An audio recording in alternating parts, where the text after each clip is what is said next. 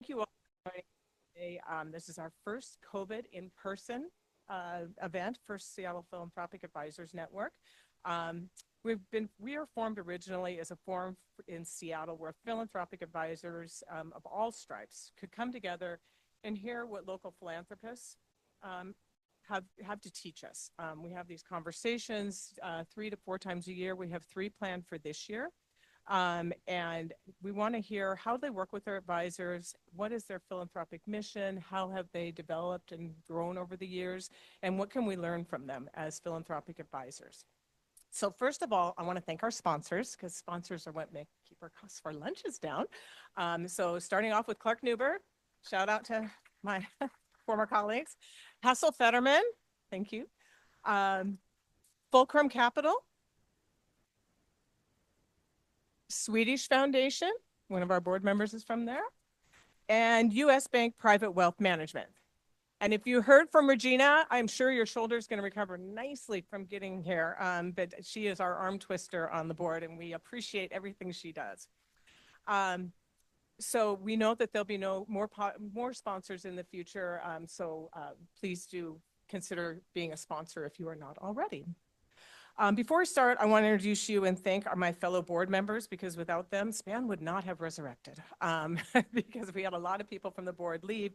So Laura Huxler, she is from Hassel Fetterman, and I think you might be an original board member, correct? Yes, thank you, Laura. And then Paul Shoemaker, who is not here today, but he will be here for the Doug Baldwin event. So if you're a big fan of Paul, you want to come to the August event. Cindy Shark, where's Cindy? From the Seattle Foundation. Thank you, Cindy. Sarah Zabo from Swedish Foundation. Where's Sarah? Oh, there she is. And then Regina Bellody from U.S. Bank, who will be our interviewer today. So thank you, Regina. So can our table hosts raise their hands? There should be a host at every table. It is tough duty. We will double your pay after this luncheon. Your job is important. At the end of the conversation, we invite you all to stay for dessert and coffee if you'd like it, or tea, and ask everybody to introduce themselves and then have a short conversation about the conversation. What did we learn? What are the insights? So if you can stay and do that, because after that, we will be giving away a copy of Dana's book. So if you stay all the way to the end, it's sort of like the Ben Franklin Award. It's not $100. It's more valuable than that. It's great advice.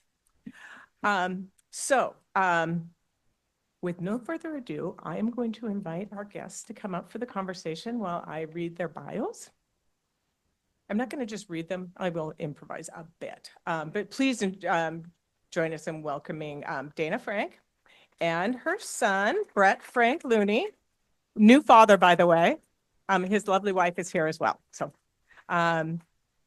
So Dana engaged in countless local philanthropic endeavors, including an annual gift, Thrive for Treehouse, foster kids for the holidays. It's now in its 15th year, which is amazing. I've given to it many years.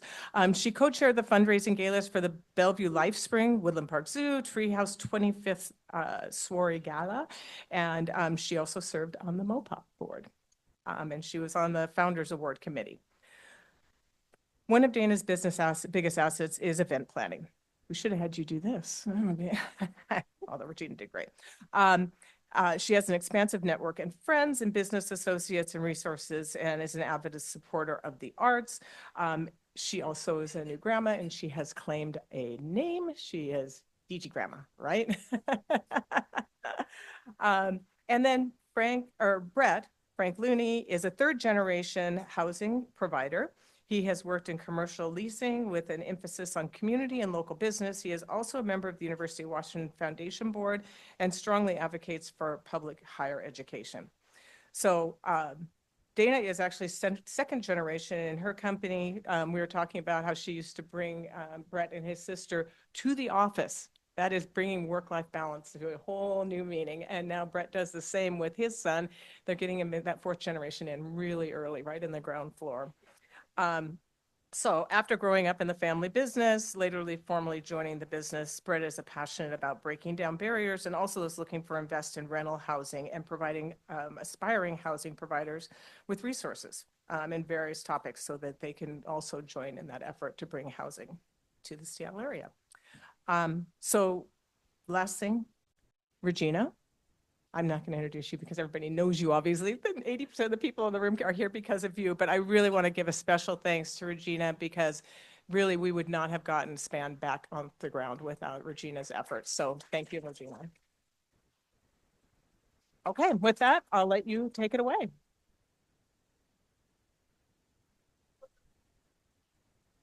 Yes, please enjoy.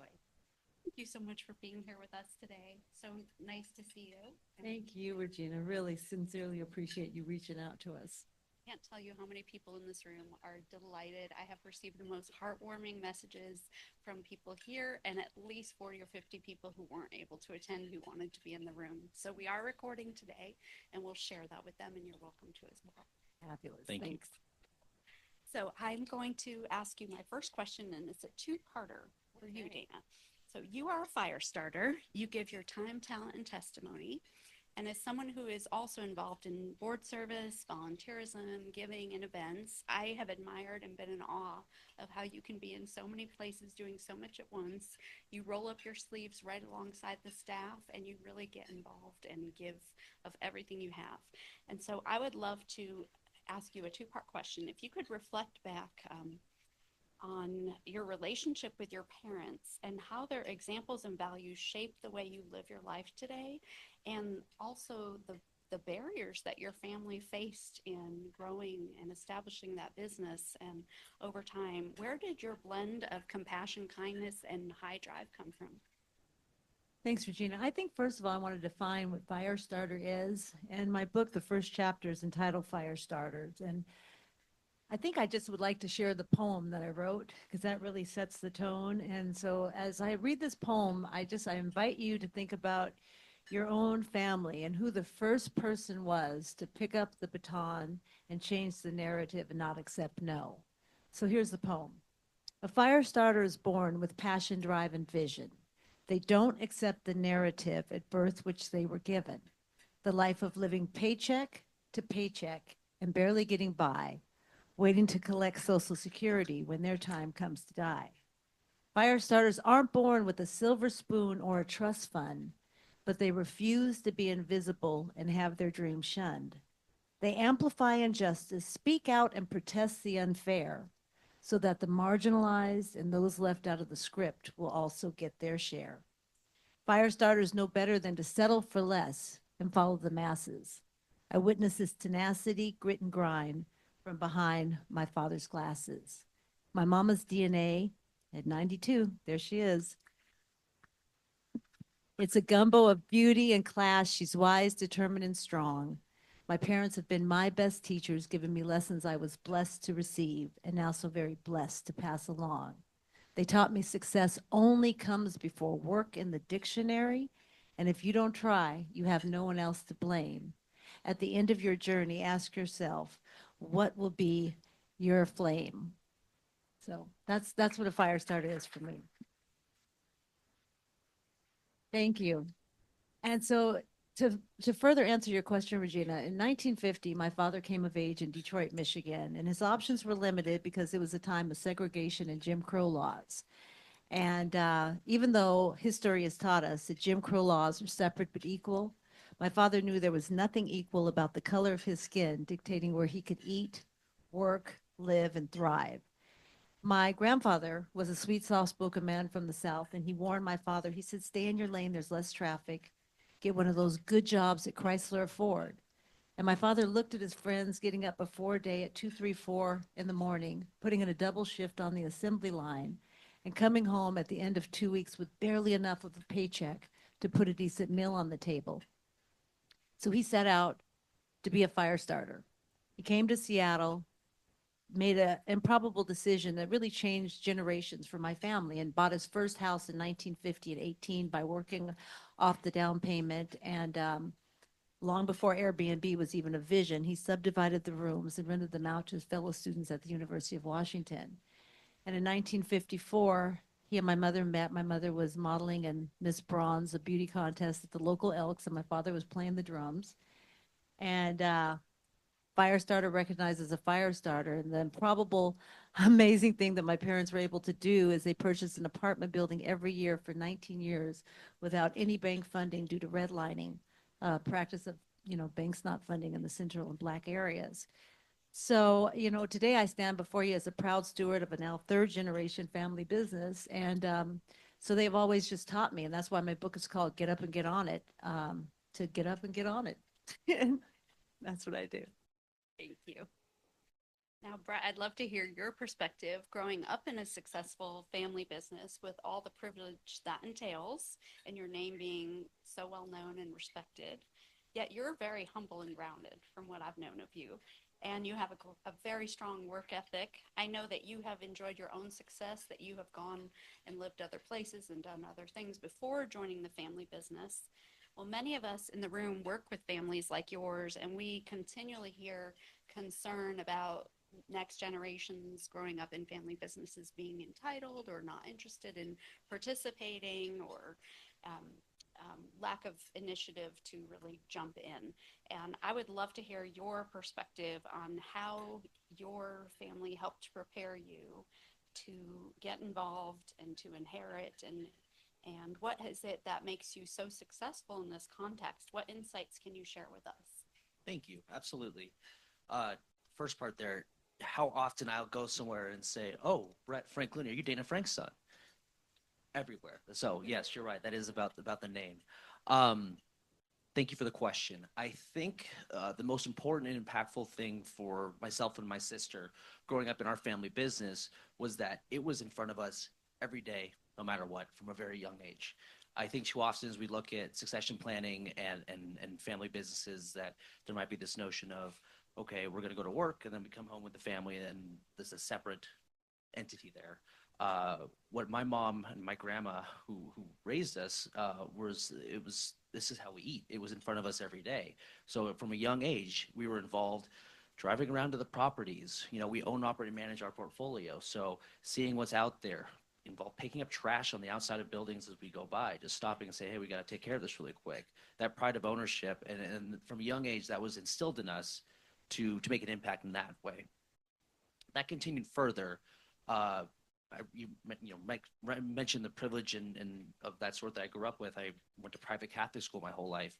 And then I went to the University of Washington, and large public institution. That was the first time I really recognized seeing my peers in school who are working 2 or 3 jobs to pay for each quarter, or students who took out tremendous loans in order to further their education, and how blessed I've been not to have to do that or be in that position for that others may not have had the opportunity to. It's been really a blessing. And so that was another moment in my life that really said, wow, the work that my family decades ago laid the foundation for, how privileged and lucky am I to be a result of that. So the opportunity to work with the family and continue that legacy, as mentioned, I have a son now, that's what continues to drive me every day. Thank you. So, Dana, I'd like to talk about the ways you give back. Many of us know your deep history of philanthropic giving and your board service, which is such a long list. I could take a half hour to read that. But in your case, it really goes beyond the financial. You're a connector, you're an advocate, an activist, and clearly have a passion for helping young people in particular. Will you share with us a meaningful story involving your board service? Yes. I always tell my kids, and I tell all my friends, and this is just something I genuinely believe, is that you can't receive with a clenched fist. And there's so many. I look around this room. Right here is my sister Patty. Patty's been involved at conservation and wildlife. So, I supported her when she did the jungle party. My daughter-in-law, Chelsea, is involved in the Innocence Project. And, we support that. Rebecca's got I see my brain is going, UW Autism Foundation. Thank you. I could go on and on. Stacy with the College Success Foundation. So there's always an opportunity to get involved, even if it's on a small level. And a lot of people say, well, I don't have the means.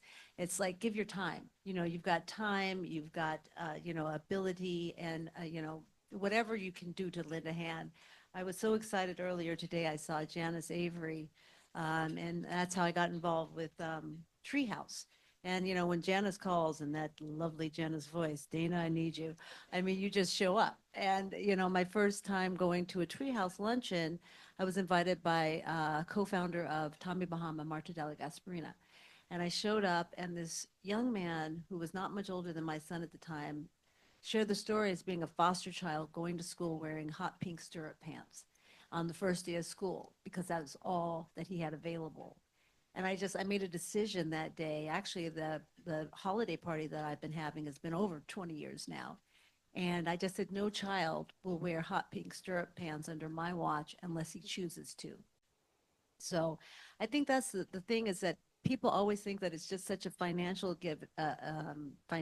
commitment, but there's time. I mean, I go to nativity school. I saw some of them here earlier. Teach kids tennis. You don't know if the next one's going to be Serena or Venus. So time is huge. My daughter was tutoring over at nativity school. So I think it's important to start from an early age. I would take my kids, my sister's here visiting me from Germany. We'd go down to Union Gospel Mission and, just get on the front sides of, what's happening. And that's how I was raised. I mean, if we were taking family cross-country trips, my father would make us stop at the Robert Taylor Projects in Chicago, Illinois, because he wanted us to see firsthand that, that's the reality of how a lot of people live. Thank you.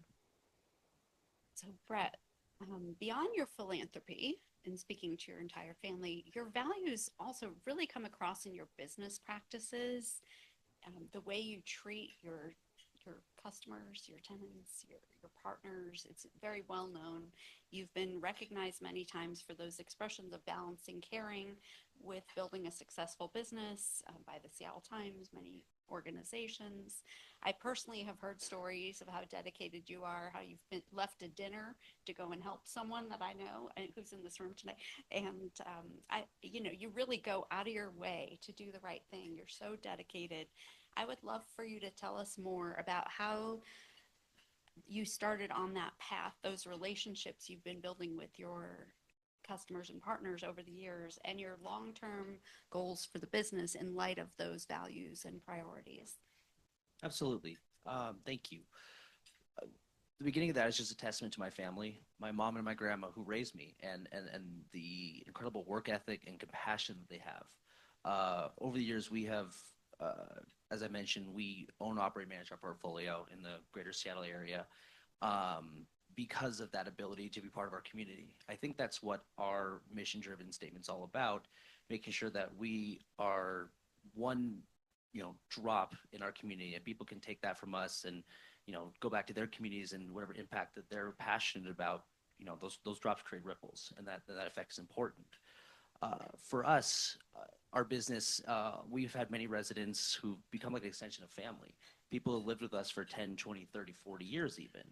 And that's just because we continue to, our mission, provide quality, affordable housing. And going forward, as we look at the business, my proudest moments when we talk about our portfolios, when I have a resident come to me and say, hey, I'm going to be moving out in a month or two because I actually put a down payment on my first house. I've accomplished something there. That's what it's all about for me, knowing that we could support folks in their, as we know, owning your home is, the best way to continue to build generational wealth, build equity, that if we could support folks in that, we've done something right. So going forward, that's what I continue to hope to strive and do. I'm passionate about, different policy going forward in the city and state that continues to allow housing providers like us to continue and grow and expand and stop this division of, trying to corporatize housing, but really, make an impact in your little community in each little spot that you participate in. Thank you. So Dana, I am so deeply sorry for the loss of your uncle, Quincy Jones, an incredible, incredible man who has really touched all of our lives in this room and beyond, and left an incredible legacy. will you please tell us the story of how you brought community together and rallied support leading up to the grand opening of the Northwest African American Museum? And reflecting back on that, what brings you the most pride and meaning today? Thank you so much, Regina. As we reflect on Uncle Quincy, I have to share, I learned early about philanthropy from him.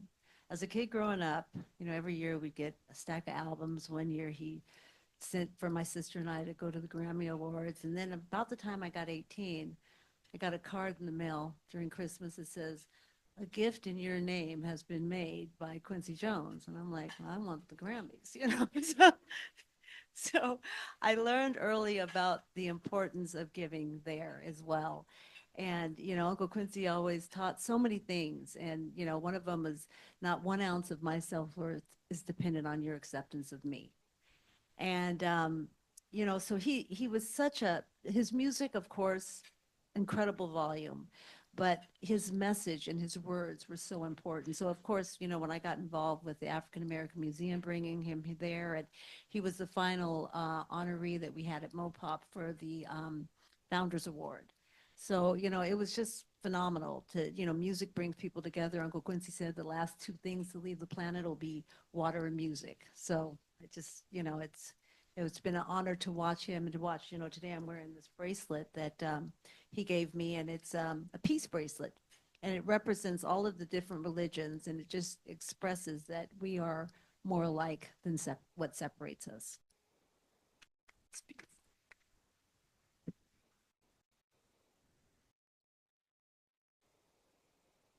Brett, I have another question for you, and can you share a story with us of not necessarily a failure, but an effort that didn't go quite as planned, and the longer term lesson that came from that today? And in follow-up, as your own community involvement grows, tell us how you're pursuing your own path to giving. I know you're involved with University of Washington Foundation, but what areas interest you most personally? It's a great question. Not ashamed to admit, I'm a perfectionist to a fault. Did you say you got that on recording? Talk about that, yeah. So in my life, how do I focus on instead striving for excellence? As I mentioned, I grew up here. I attended college here. So after I graduated from the University of Washington, or was nearing my graduation, because of the platform that I've been given, the idea of working in the family business seemed awful. It was right there in front of my face my entire 18 years at that point. So I actually had the opportunity, my dad and I discussed through a family friend, to move to Chicago and work for his company out there. And I did that. And I think at the time, I decided it was a great idea at 18 to tell my family on Christmas morning that I was moving to Chicago after graduation. Terrible decision, by the way. Well, I got a lot of pushback. Well, what do you mean? Why? This, that, and the other. And at that point in my life, it was the most important time for me to go out, and how gracious my family's been to give me that platform, spread my wings a little bit, work for somebody else that wasn't in the family, and develop those skills. And my dad and I agreed on a 2-year commitment, no matter what. Well, a year in, my dad suddenly passed away, rather unexpectedly. So to think about, what that meant in my life, I had to start reflecting a lot about, who I wanted to be and what that was. And the word that comes to mind in your question is about commitment, and who I wanted to commit to and how I was going to focus my life. I was in Chicago and having fun, and it's a great city. But the opportunity after that 2 years to come back home, 2.5 years I was there, I couldn't pass it up. I think as I sit here today, actually marks the 8th year anniversary of my dad's passing today. And I'd like to think that, after those 2.5 years, and I held my commitment that I was going to stay and work. But then when the chips kind of fell in the way that they did to come home and work with the family, I'm proud to say that I followed through. And now 8 years later, I'd like to think that he's pretty proud of me in coming home and being able to support my family. And then now, as I have a 6-month-old son at home, think about the relationship between dad and sons. He'd be pretty proud of what's happened in my life. So, yeah. I'll just add that the -2 degrees in the Prius had nothing to do with bringing you back sooner. And we so appreciate your time today. This has been fabulous. I have learned a lot, even though I've known you a long time. There's always more to learn.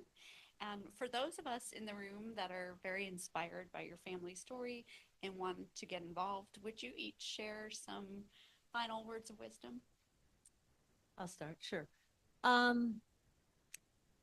When we talked about fire starters starting off here, I'd just like to say that my family came, I know right now DEI is all, a hot topic, but, my family came from people that didn't just break barriers, they shattered them. In 1943, my mother, Mom, would you please stand up for a second? I'm sorry.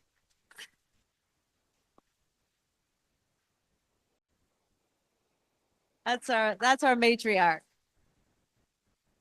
92 years old. And she's been the best partner, business partner, mother. And she came from Chicago in 1943 on a bus. My grandmother was a lifelong domestic, and my grandfather was a carpenter. And they raised individuals that didn't just break barriers, they shattered them.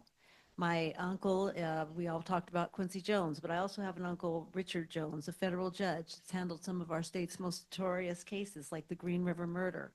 My Aunt Margie J., who is the first African-American flight attendant that Alaska Airlines would hire and retire. And I just think that it's so important during these times that we talk about leveling the economic playing field for everybody. Use the word DEI or whatever you choose, that we have to always look to help the last, the least, and the lost. And that's why when you talk about philanthropy, that's why it's so core and key to me. When I look at statistics that say 74% of white Americans own a home compared to 44% of Black Americans, we need to change those statistics. And so that's why I work, that's what I do. I mean, my passion, again, is working with children for the next generation. My husband, he loves animals, so you'll see my name on Passato and Paws, but that's him. But, but if we all just don't wait for something when it hits home and affects us personally, but if we can all see the value in every charitable situation, because there's always a need to help.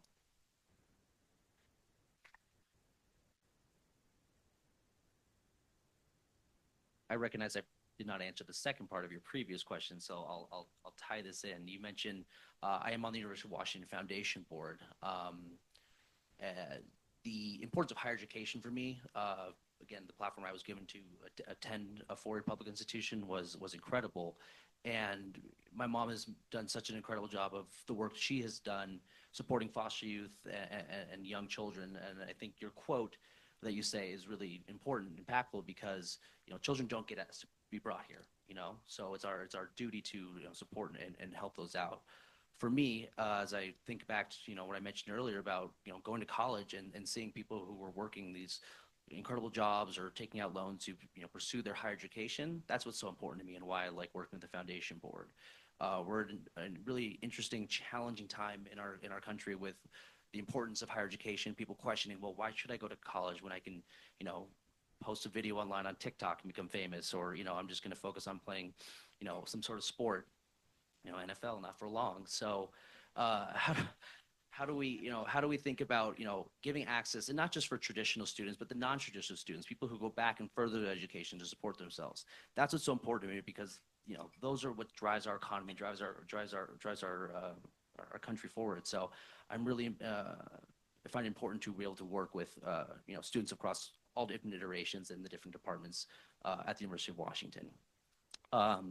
Words of inspiration, I guess, at this point. I think what's most important for me, and the work that maybe some of you all do in working with families and the next generation succession planning, is, get started early, make it involved, and the joys and chaos of my family business is I get to work with my family every day.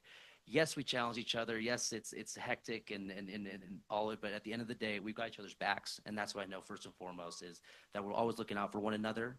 and, treat each day like it's your last, because one day you'll be right. So.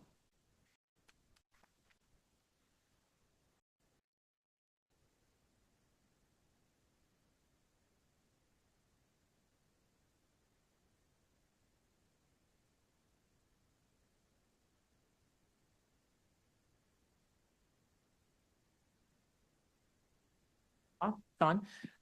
We were going to allow, they agreed, Dana and Brett agreed to take our questions from the audience. And since I have a microphone, I'm going to go first. So here's my question, because many of the people in the room are philanthropic advisors. We're either attorneys, CPAs, wealth advisors. You don't need to name names, but in fact, I prefer you didn't. How have you worked with your advisors, and what has been helpful? And more importantly, where has somebody made a misstep that you're like, so close, but that was not helpful? Educate us.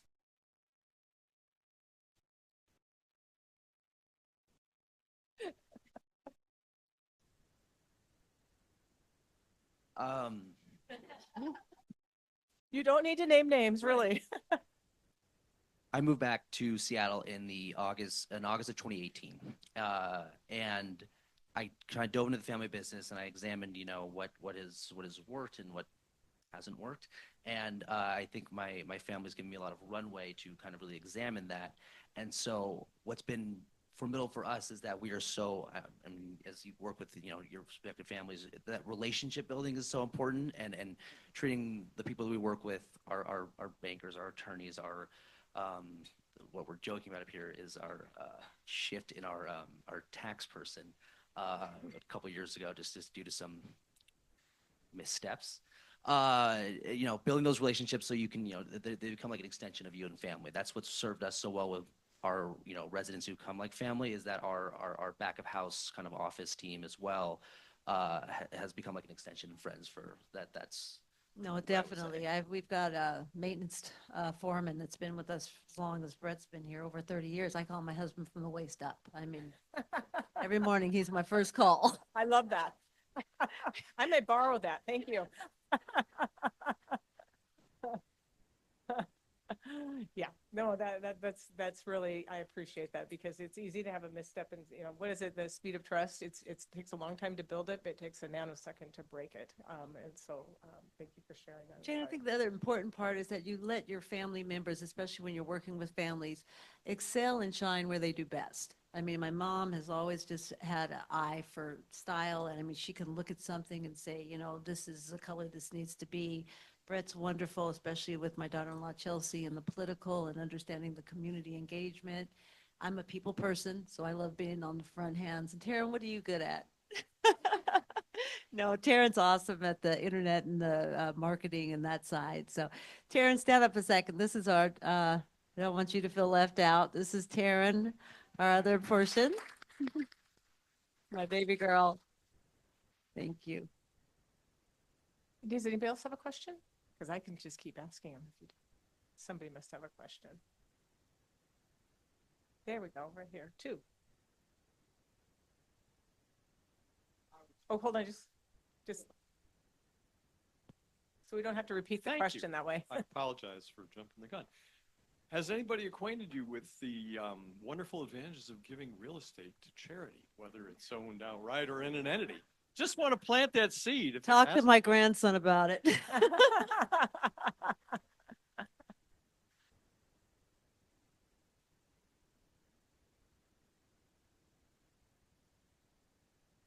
So this is, hi, I'm Vanessa. Hello to my friends out in the audience. This is a question I usually wait to, let's say, maybe a second date to ask somebody, get to know them. So nice to meet you both. But it's a question I love about values and generations. What were some values that you think might have served your family in the 40s, 50s, 60s that maybe you've had to let go of and acknowledge that maybe those values don't serve you, your family, and your business now? Read my book. On it.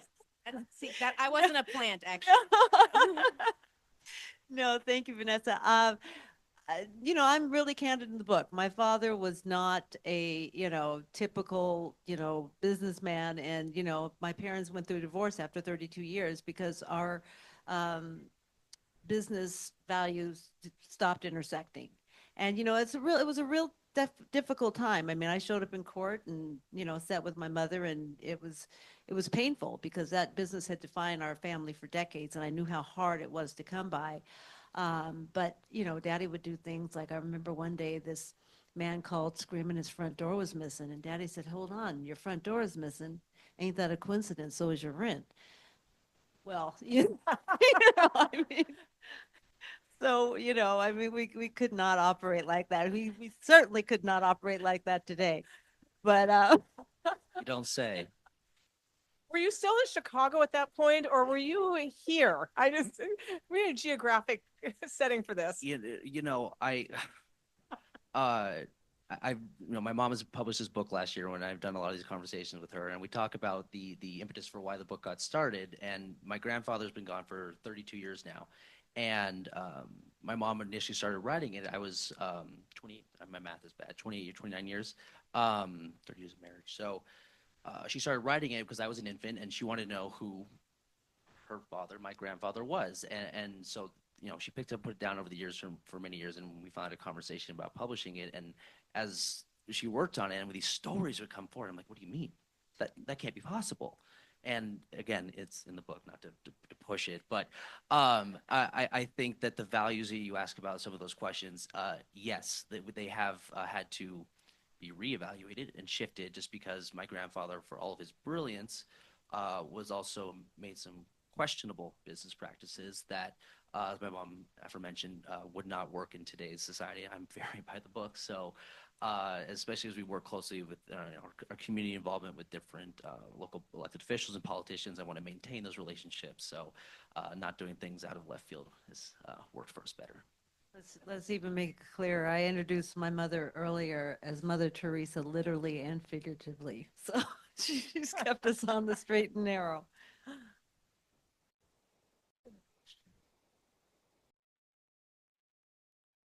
Thank you. Tony Rosendo, kind of new to Seattle. So one, just appreciate all your words. It's super inspiring, and thank you so much. When you mentioned a little bit about sort of the kind of call to arms for people of color and advancement and leveling the playing field in terms of economic development, what role do you see your family playing in terms of building partnerships with other companies, expanding your base and or partnerships to include bigger push towards economic development for other companies and or individuals of people of color? Thanks, Tony. Actually, that's a lot of the reason why I wrote the book as well, is because I really looked at the kids I grew up with. And I mean, just real talk. I mean, so many of them, I mean, I'm a member at far too many clubs to mention, including Soho House, Seattle Tennis Club. And I'm like, why is it that all my white friends that I grew up with are here, and a lot of my black friends are incarcerated, without a home, being featured at Plymouth Housing, I mean, it was a real questionable study for me. So I've been doing a ton of speaking, like on the Covenant Homeownership Act that assists with BIPOC people getting assistance with down payment and 0 or low % interest rates to buy their homes. And so a lot of my outreach has just been like helping people understand that these programs are available. In my book, I share a story of Jimmy Kennedy, an NFL player that was denied client private status by Chase Bank. And he recorded a conversation, and they said, we don't bank with people that look like him, and he had $14 million, he played in the NFL 9 years, and they said, get rid of him. And a year from now, the money will be gone. He'll have a couple of fancy cars and watches. It's a waste of our time. Chase's bank's answer after it came out is they committed $30 billion to bridge the racial financial wealth gap. So we have to make sure that people understand these programs are available, and that's what our message and mission has just been, to really educate. Agreed. I think for me to sit here, and I recognize the complexion of my skin, my blue eyes, about how I talk about as a mixed kid, how I'm supporting the African American community, or just community of color in general, is these racial wealth gap disparities we're talking about, is just that's drives some of my community involvement as well. My mom mentioned the Covenant Home Ownership Act that Jamila Taylor passed 2 years ago last year, and the continued work that they're doing down there in Olympia to drive those programs home and help spread the word in rooms like this, and what more programs are out there as well.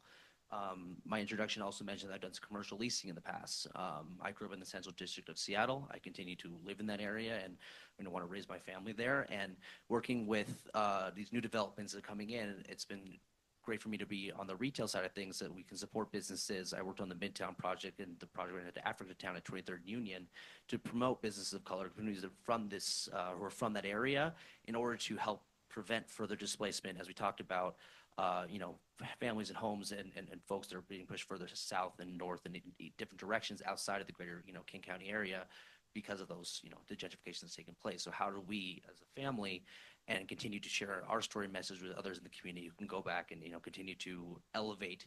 My mom does a great job of, I think someone has said about her, she does not look down on people unless she's lifting them up. And I think that's what we continue to try to do with our platform.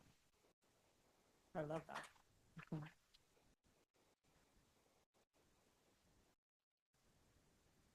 I would love that. Hey, You're everybody. supposed to hold her hand down, Mom. I know. Leave Mama alone. I would just like to say I'm good sorry, morning. did you want to introduce Dana, do Also, you want to introduce yourself? Moment, I'm sorry. That's my sister. Hi, sis. I live in Germany.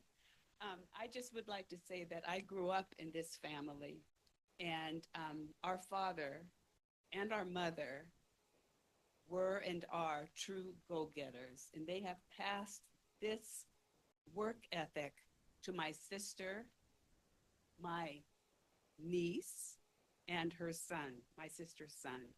And I would just like to say that I'm so proud of my family this morning. And I encourage everybody to purchase her book.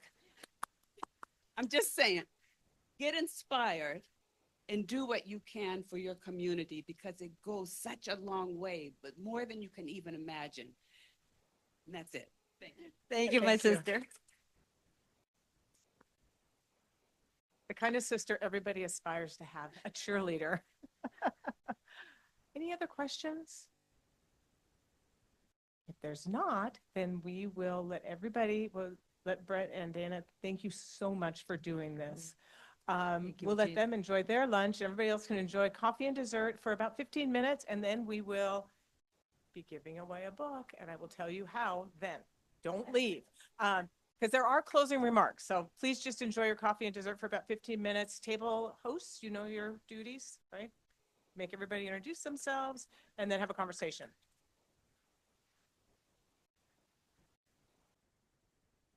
I see you're all having good conversations.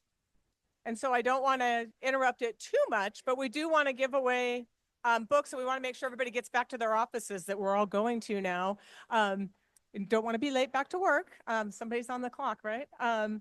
So we do have it. You can't have this one because I already got mine signed. But we do have copies of the book that you can purchase on your way out. And Dana said that she would stay and sign them. But here's how we're going to give it away. Whose birthday is it today? Who has the closest birthday? Plus or minus? How close? Two? We have twins? Oh my God. Pardon me? And are you closer, Fran? When's your birthday? I'm sorry, twins, but you have been outdone with a Sunday birthday by yesterday, because we're going both over and under. Fran, you get the book.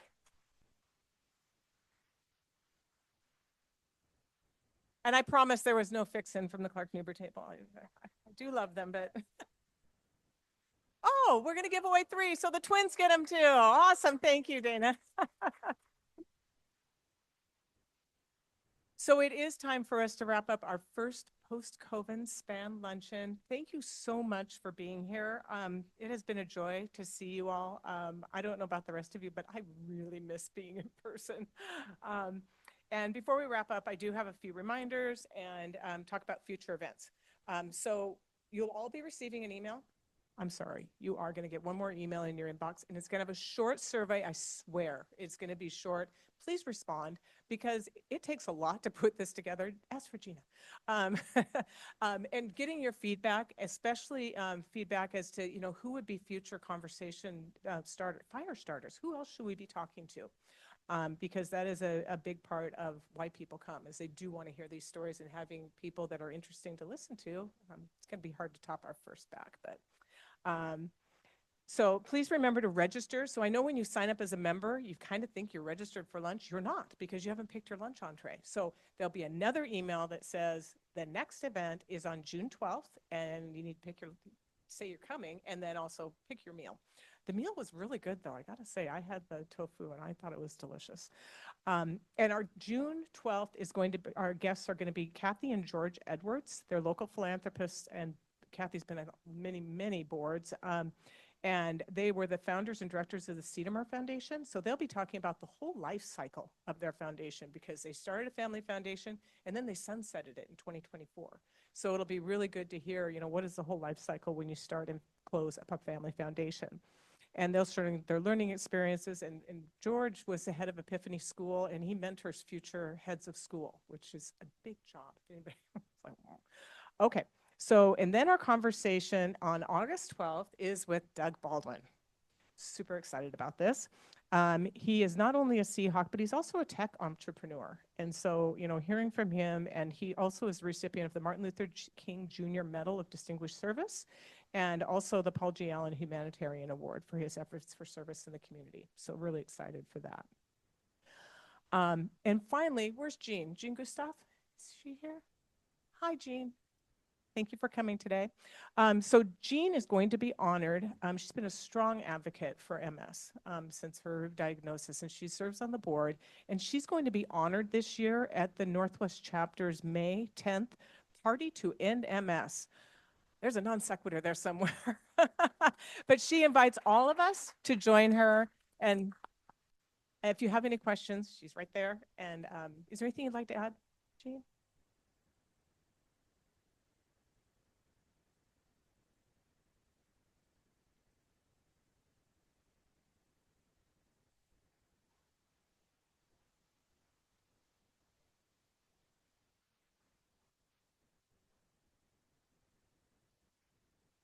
So they have a $30 million hole they're trying to fill into MS research.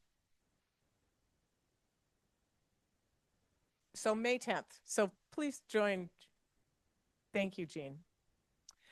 And again, thank you one more time for being here. I appreciate seeing all my colleagues throughout the years. If you have people that should be here that you don't see here, please invite them to come.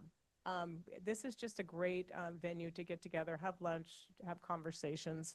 And we are looking for additional sponsors if that is a possibility as well. So I just want to send one more time, thank you to Dana, thank you to Brett, and thank you for bringing your family. It's just really been a privilege to hear your stories. So thank you all, and thank you for coming today. It's a really wonderful event.